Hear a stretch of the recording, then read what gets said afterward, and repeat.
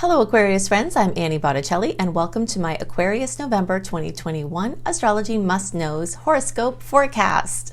Definitely go to anniehelpsyou.com to connect in with all the free goodies that I make for you each month, my blogs, my courses, my podcast. You can also check out my books and other courses such as my Becoming a Professional Astrologer Mastery Course. If you think I go into tons of details in my free resources, you should see what I do to prepare you to do astrology for however you want to use it. So you can definitely check that out also at lumelife.com, L-U-M-E life.com. So what is going on this month? First of all, 2 admin notes to make the most of this video. This is for you if Aquarius is your sun sign or your moon sign or your rising sign. And if you're someone that goes even deeper into your chart, like if you have your Venus in Aquarius or your Mars or whatever you're watching for, the information in this video or podcast is also for you. Okay, so any Aquarius placement, this is going to be a piece of your astrological truth. The next thing to note is that if you're a late degree Aquarius, so if your birthday is from around February 11th through the rest of the sign, or if your degrees are between 20 and 29 degrees, the later into February and the later in degree, the more this is true. I also recommend you watch my Pisces report because you late degree friends, people towards the end of the sign, you're cuspy and you have a more complex read, so you need both the Aquarius and Pisces reports to get your bigger picture. Okay, so what's going on in November? November, first of all, is one of my favorite months of the whole year, and we're going to go into the details as to why. The shroud of the retrograde of September and October that had cast us into uncertainty. Whenever we're in a retrograde cycle, we can't really plan too far ahead, and things that were certain start to get shaky or called into question or dissolve altogether. So now that we're getting into November, we're getting out of that time into a time where we have more clarity about the present, we have more clarity about the future, and it's easier to make plans for the month of November, and it's easier to plan in November for the future months. So that is all very exciting.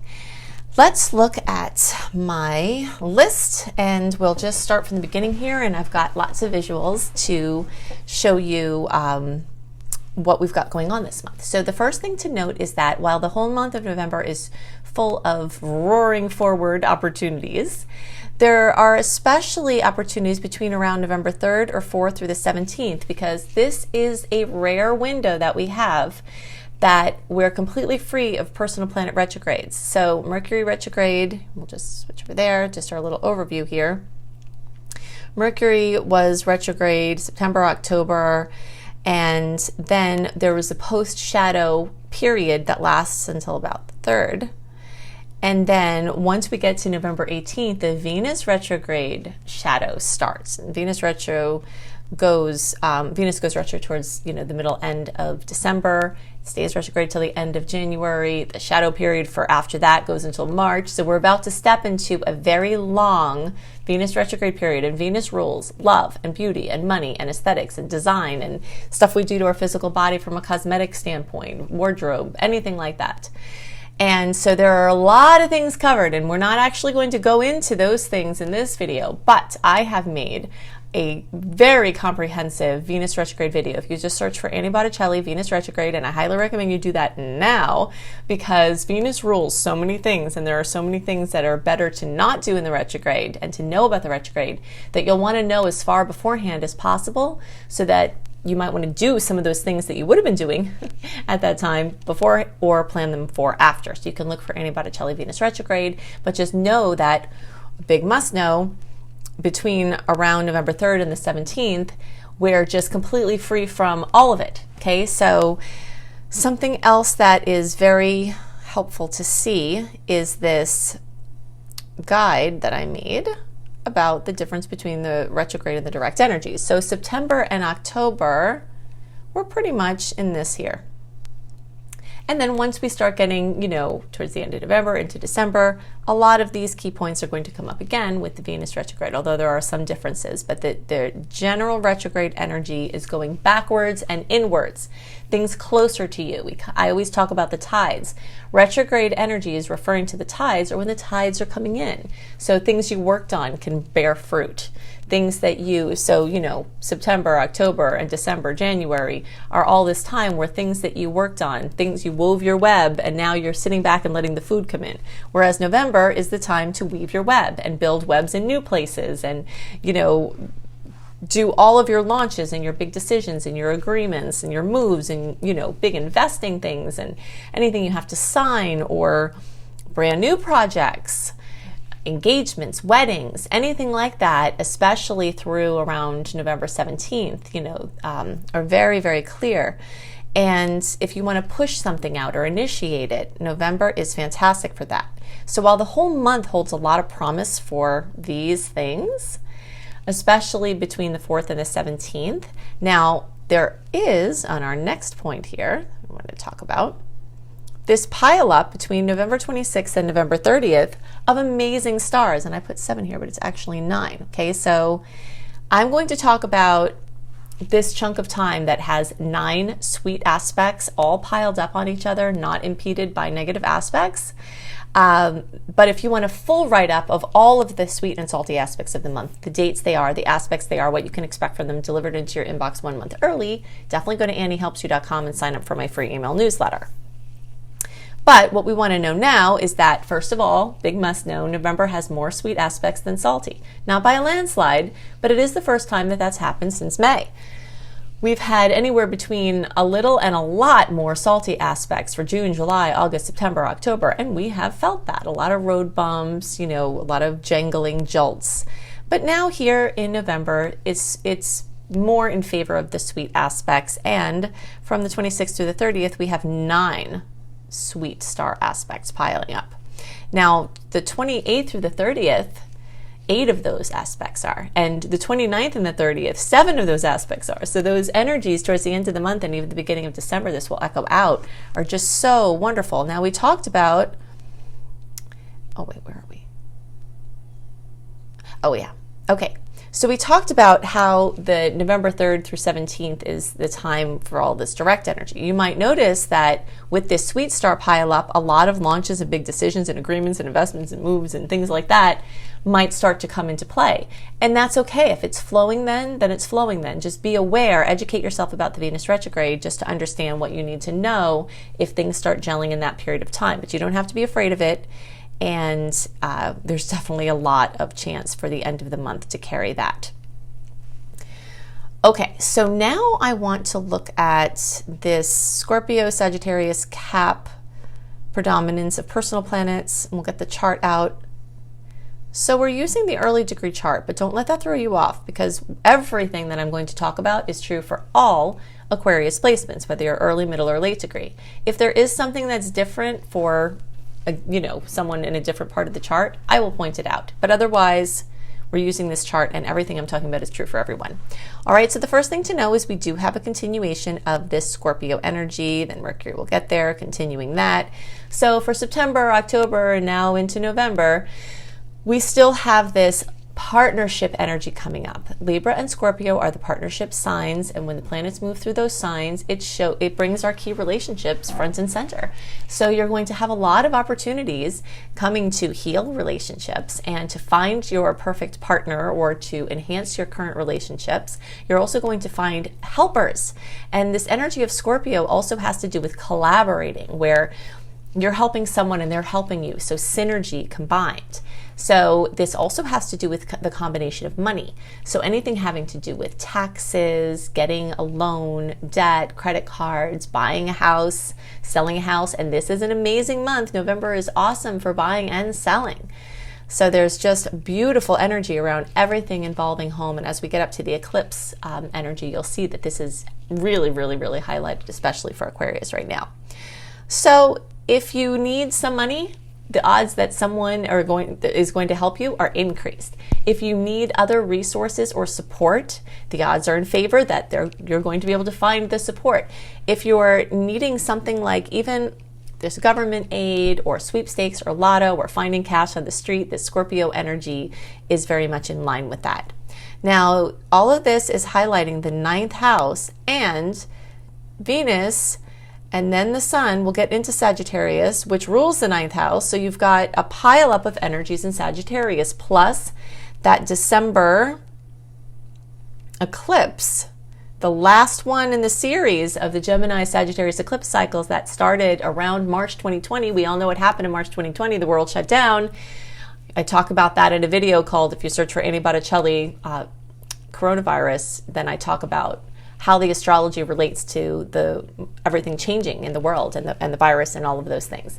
So you can see more about that. But one of the things that did coincide at that time was the Sagittarius Gemini eclipse cycle. And now we're coming to a close with that. So even though this eclipse is in December, we are still really feeling this now, because 4 to 6 weeks before the actual eclipse, which really started in, the season that started in October and really strongly in November, we're feeling the wind up of this eclipse. So a lot of things are going to get wrapped up that started for you individually and your community and the world at that time.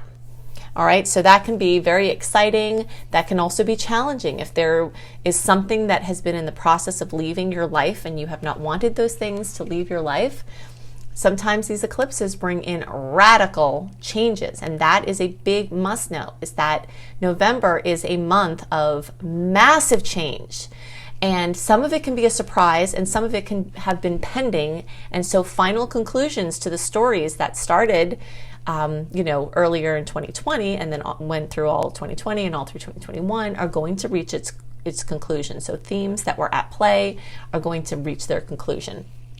And the new trend starts. So October, November, December, you'll start to see the themes that are going to be present through the end of 2023 with the Taurus-Scorpio eclipse cycle, which we'll talk more about that. But it's important to note that on November 19th, we have a lunar eclipse at 27 degrees of Taurus. It's the first in the series.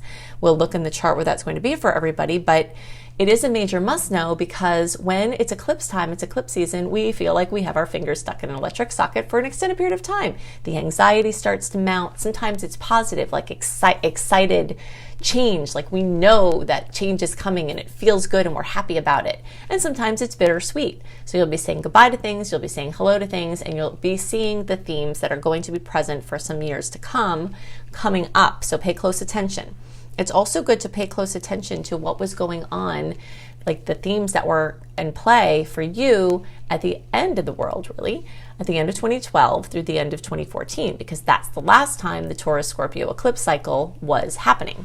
And that can give you some insights. Now, it doesn't mean that everything that happened, if something bad happened then, don't worry, it's not necessarily going to happen again. But the themes that were at play, the topics, the areas of your life that were accentuated, the massive change, and the clearing out of karma. One of the wonderful things about eclipse cycles is that they do clear out karma, and they do give us a chance to step onto our destiny in a major way. And so the north node in the chart is our areas of highest expression this lifetime. It's our dharma. And the south node in the chart is our karma. It's the good things that we came in with, the challenging things, the things we still have to learn that we came in with to work with.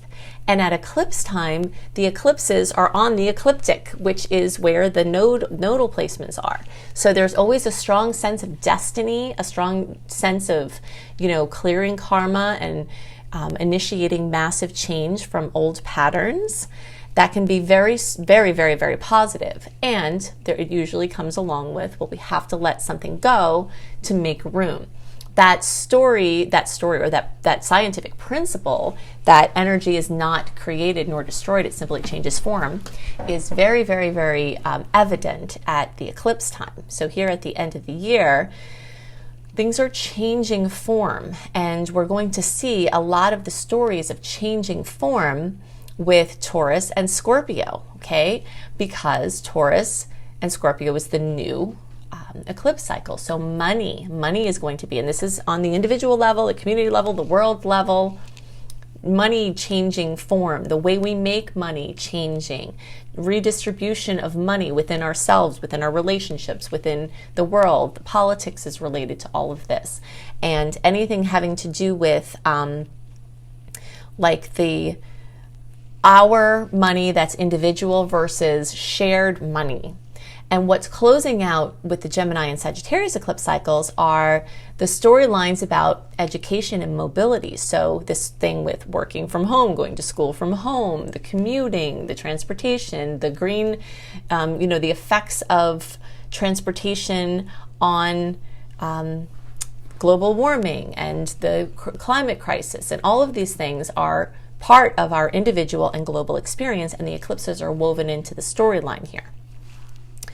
So it's all very exciting, and either way, change is coming. So that's a very big must know. All right, let's go back to our list so we can stay on track here. So we talked about this a little bit. We're going to get back into this. I'm going to show you in the chart where that's occurring. We'll talk about exactly where the December eclipse is occurring in your chart in the December report, and I'll show you where this November eclipse is occurring in this report. But first, I want to also talk about, with the Scorpio and Sagittarius and Capricorn transits, what that means for you. So going back here, and we already started this discussion. So this energy of Sagittarius also, that we said is coming up through the eclipse, through Venus, through the sun getting there. This has to do with teaching and learning. It has to do with immigration. It's also crowding your 10th house of work and money. So topics about where you're going to be working from, freedom of movement, anything like that, job opportunities. And as these planets are in Scorpio, that makes a challenging angle to the Aquarius placement. So as that starts to phase out, that's going to be better for Aquarius placements. We've got still some heavy emotion from the Scorpio. We've got key relationships that you might have to be transforming, and you really have to put some work and time into them. And the more you do, the more you'll get to the gold from that. But as those planets move into Sag, those make a nice angle with the Aquarius placements, whereas the Scorpio makes a square that puts pressure, that kind of adds to the intensity. When the planets move into Sag, it's more of an optimistic, a flowing, an ease in general. And also for Aquarius, it makes a better angle for you. So you'll be feeling this more flow, more ease in a lot of different areas of life. And then as the planets get into Capricorn, because Venus is going there and you're going to start feeling that, that's going to bring a groundedness and a focus on business and anything having to do with back to your work sector. And really, work is coming up in a big way. If you're not someone who's in the workforce, this can be coming up as far as your life purpose. What are you supposed to be doing? How are you going to share your gifts? How are you going to interface with the world, whether you need money or not, is really the big topics here. Okay, so let's see what else. All right, let's talk about the eclipse now. So the eclipse is going to be, we can actually just use this chart still. It's going to be at 27 degrees of Taurus. So that's very clearly for the early degree placements in the 4th house. I'll talk about this more. I just want to get everyone situated. Now, early degree Aquarius is January, or the January born Aquarius, or 10 to 9 degrees. So if you're in that early spectrum, the eclipse is clearly happening in your 4th house. And that's from the Placidus standpoint, okay? From the whole house standpoint, all Aquariuses have the energy of the eclipse in the 4th house, okay? So what we talk about for 4th house eclipse is going to be true for everyone from the whole house perspective, with an extra concentration with the January born from the Placidus perspective. Now, once we shift, you see when this, the later you go in degree, so this is the middle degree, so basically the first 10 days of February, or 10 to 19 degrees for your degree, everything shifts to the left. So now that brings the eclipse here on this line between the 3rd and 4th house. And then when we go to the late degree placements, that brings this really into the 3rd house with some slight energy into the 4th. All right, so let's look at more of what that looks like. So basically, all Aquariuses, watch my eclipses in Taurus video because that's the sign the eclipse is in. Watch my eclipses in Sagittarius video because that is the sign that the December one is in that we're feeling now. We're all going to watch the eclipses in Cancer video because that's the 4th house representation. And if you're February born or 10 to 29 degrees, also watch my eclipses in Gemini video. And you can just search for Annie Botticelli and these titles, or you can go to my homepage. I have a whole eclipse playlist. And I'll go into a lot more details in those videos, but I am going to give you a quick overview here. So everyone in the zodiac has the energy of the Taurus eclipse, and this is going to affect our financial self-worth. This is very much at play, we can see, with people with job changes, really clamoring for change within their work life and making demands on their employers, and in many cases getting them. The finances, this has to do with your finances, the expenses, and major purchases. So if you have to make a major purchase, this is an amazing time to do it. You know, house, car, device, anything like that. Very, very good energy for that. Anything having to do with your income, sustainability, savings, the environment, and building and security, okay? The ninth house energies, or Sagittarius, which is coming from the December eclipse that is very strongly affecting us in November, has to do with the international connections, the immigration, the different countries, the different cultures, the different languages, the teaching, the learning, the writing, the publishing, things like that. Now, specifically for Aquarius, this fourth house, as I was alluding to before with the moves and the buying of homes and the selling of homes and real estate projects, this fourth house, the eclipse is highlighting this area. So homes and housing and moves and sales and purchases and people occupying your house, tenants and roommates and people moving in or out, your relatives, repairs, things like that. If you want to do a major design project, this month until around the 17th is really great for making headway here. Once we start to get into Venus retrograde, you might start to question your design choices. It's not as good for locking in new design projects. So if you want to lock in a new design project, this time in the first half or so of November is much better. If you want to do your cutting all your hair off, if you want to do your, anything cosmetic or anything that's more permanent, or buying a new wardrobe, things like that, this month through around the 17th has extra strong energy because Venus retrograde often makes us do, and you have to see my video about this because I go into a lot more detail than we can go into now, but it makes people want to do drastic things to their appearance and to their design projects that they often later go back on and say, what was I thinking? So you've got a time slot here before that energy starts really kicking up to do those things. But if you miss it, you might want to consider putting off your big design individually or on a bigger level until after the Venus retrograde. So before or after Venus retrograde is better for those. But in any case, things with your family and your ancestry and genealogy, if you're looking for a parent and a biological parent or family member, and anything having to do with childhood psychology tends to come up. So again, big endings, big new beginnings, drama, stress, excitement, positive shifts, clearing of karma, all centered around these areas. Now, those of you who are in the February born, you are having a lot of energy towards this third house with the eclipse as well. And so this can have to do with your relatives that aren't your parents or kids. So basically Aquariuses have every relative, coming up because the fourth house brings the parents and kids in, and then this third house brings all of the other relatives basically. And the communication and changing your communication style, anything having to do with improving communication or writing skills or anything like that, presenting.